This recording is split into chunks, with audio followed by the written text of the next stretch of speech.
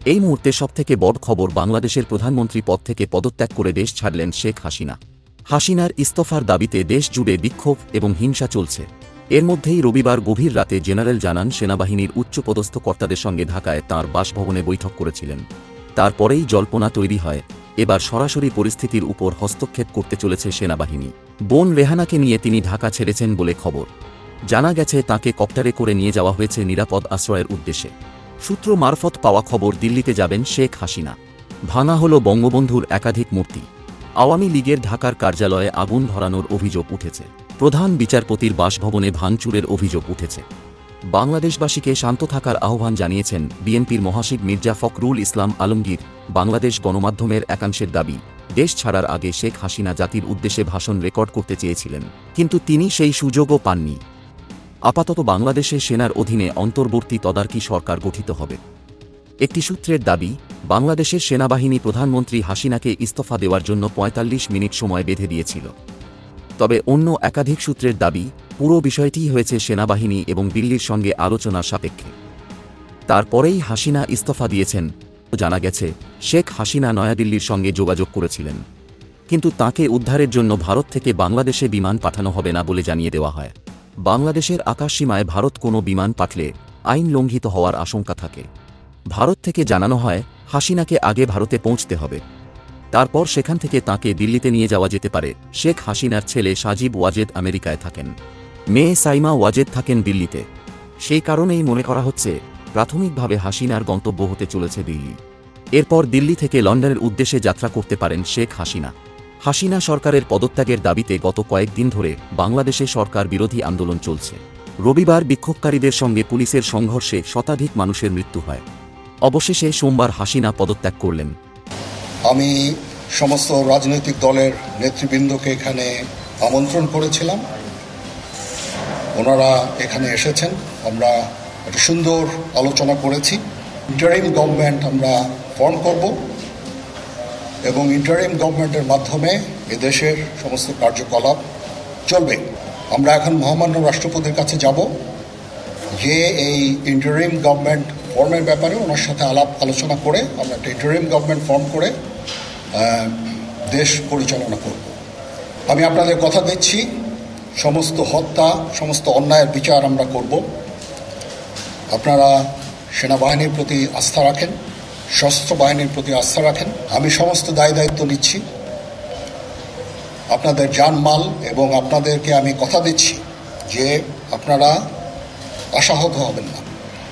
ইনশাল্লাহ আপনাদের যত দাবি আছে সেই দাবিগুলো আমরা পূরণ করব এবং দেশে একটা শান্তি শৃঙ্খলা ফিরিয়ে নিয়ে আসব। দয়া করে আর এই ভাঙচুর, হত্যা, মারামারি, সংঘর্ষ এগুলো থেকে বিরত হন। আমাদের সাথে যদি একসাথে যদি কাজ করি আমরা, নিঃসন্দেহে আমরা একটা সুন্দর পরিণতির দিকে আমরা অগ্রসর হতে পারব। আপনারা দয়া করে আমাকে সাহায্য করেন। মারামারি করে এই সংঘাতের মাধ্যমে আমরা আর কিছু অ্যাচিভ করতে পারবো না, আর কিছু আমরা পাবো না। দয়া করে আপনারা সমস্ত ধ্বংসযজ্ঞ, সমস্ত অরাজকতা, সমস্ত সংঘর্ষ থেকে বিরত হন এবং ইনশাআল্লাহ আমরা সবাই মিলে একটা সুন্দর ভবিষ্যতের দিকে আমরা অগ্রসর হব। প্রতিটা অন্যায়ের বিচার হবে। আমরা আজকে সুন্দরভাবে কথা বলেছি। সমস্ত দলের প্রধান দলের নেতারা এখানে উপস্থিত ছিলেন। ওনারা ভেরি নাইস অফ দেম যে ওনারা এসেছেন, অ্যান্ড আমরা একটা সুন্দর আলোচনা করেছি এবং আমরা একটা সুন্দর একটা ইন্টারিম গভর্নমেন্ট ফর্ম করে আমরা দেশ পরিচালনা করব। মাননীয় প্রধানমন্ত্রী এখন একটা ইন্টারিম গভর্নমেন্ট ফর্ম করে আমরা আমাদের কার্যক্রম পরিচালনা করব। আপনারা একটু ধৈর্য ধরেন। ইনশাআল্লাহ আমরা সবাই মিলে সমস্ত সমস্যার সমাধান করতে সক্ষম হব। আপনারা আর এই সংঘাতের পথে যাবেন না। লোকজন মারা যাচ্ছে, তো এগুলো থেকে আপনারা বিরত হন এবং আমাদের সাহায্য করেন। আমি সমস্ত দায়িত্ব নিচ্ছি, আপনারা আমাকে সাহায্য করেন।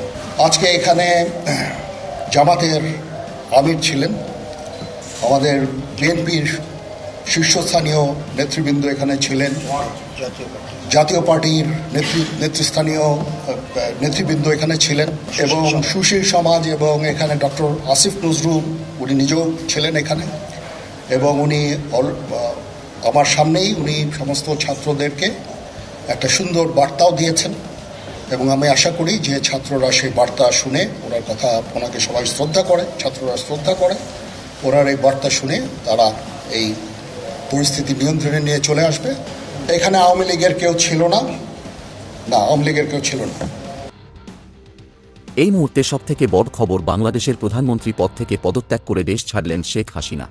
হাসিনার ইস্তফার দাবিতে দেশ জুড়ে বিক্ষোভ এবং হিংসা চলছে। এর মধ্যেই রবিবার গভীর রাতে জেনারেল জানান সেনাবাহিনীর উচ্চপদস্থ কর্তাদের সঙ্গে ঢাকায় তাঁর বাসভবনে বৈঠক করেছিলেন। তারপরেই জল্পনা তৈরি হয়, এবার সরাসরি পরিস্থিতির উপর হস্তক্ষেপ করতে চলেছে সেনাবাহিনী। বোন রেহানাকে নিয়ে তিনি ঢাকা ছেড়েছেন বলে খবর। জানা গেছে তাঁকে কপ্টারে করে নিয়ে যাওয়া হয়েছে নিরাপদ আশ্রয়ের উদ্দেশ্যে। সূত্র মারফত পাওয়া খবর, দিল্লিতে যাবেন শেখ হাসিনা। ভাঙা হল বঙ্গবন্ধুর একাধিক মূর্তি। আওয়ামী লীগের ঢাকার কার্যালয়ে আগুন ধরানোর অভিযোগ উঠেছে। প্রধান বিচারপতির বাসভবনে ভাঙচুরের অভিযোগ উঠেছে। বাংলাদেশবাসীকে শান্ত থাকার আহ্বান জানিয়েছেন বিএনপির মহাসচিব মির্জা ফখরুল ইসলাম আলমগীর। বাংলাদেশ গণমাধ্যমের একাংশের দাবি, দেশ ছাড়ার আগে শেখ হাসিনা জাতির উদ্দেশ্যে ভাষণ রেকর্ড করতে চেয়েছিলেন, কিন্তু তিনি সেই সুযোগও পাননি। আপাতত বাংলাদেশে সেনার অধীনে অন্তর্বর্তী তদারকি সরকার গঠিত হবে। একটি সূত্রের দাবি, বাংলাদেশের সেনাবাহিনী প্রধানমন্ত্রী হাসিনাকে ইস্তফা দেওয়ার জন্য ৪৫ মিনিট সময় বেঁধে দিয়েছিল। তবে অন্য একাধিক সূত্রের দাবি, পুরো বিষয়টিই হয়েছে সেনাবাহিনী এবং দিল্লির সঙ্গে আলোচনার সাপেক্ষে। তারপরেই হাসিনা ইস্তফা দিয়েছেন। জানা গেছে, শেখ হাসিনা নয়াদিল্লির সঙ্গে যোগাযোগ করেছিলেন, কিন্তু তাঁকে উদ্ধারের জন্য ভারত থেকে বাংলাদেশে বিমান পাঠানো হবে না বলে জানিয়ে দেওয়া হয়। বাংলাদেশের আকাশসীমায় ভারত কোনো বিমান পাঠলে আইন লঙ্ঘিত হওয়ার আশঙ্কা থাকে। ভারত থেকে জানানো হয়, হাসিনাকে আগে ভারতে পৌঁছতে হবে, তারপর সেখান থেকে তাঁকে দিল্লিতে নিয়ে যাওয়া যেতে পারে। শেখ হাসিনার ছেলে সাজিব ওয়াজেদ আমেরিকায় থাকেন, মেয়ে সাইমা ওয়াজেদ থাকেন দিল্লিতে।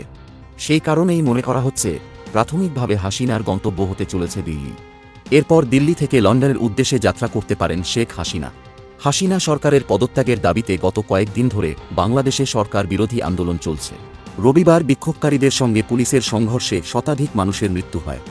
অবশেষে সোমবার হাসিনা পদত্যাগ করলেন।